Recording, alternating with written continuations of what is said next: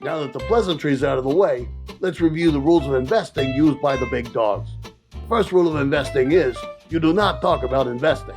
The second rule of investing is, you do not talk about investing. Okay, so they're not actually the rules, but I said that just to get rid of all the cats that may be lurking in the room. As you know, they hate rules of any kind. They're also easily offended, as you can tell from the "I just sucked on a lemon" expressions on their smug, off-put faces. It's not like I poop in their litter box thingies every chance I get. Alright, maybe I do, but who doesn't? Am I right? And while we're on that topic, why don't they just go outside on the lawn like everyone else? Sorry, us dogs tend to get easily distracted. For realsies this time, if you want to invest like the big dogs, you're going to have to decide whether you're going to think like a dog or a cat. I suppose we could also include squirrels, but they're just nutty, so we'll leave them out of it and stick with the dogs and cats. You will find there is a world of difference between how dogs and cats think about investing. One might deduce it's because dogs are so much smarter, but why state the obvious?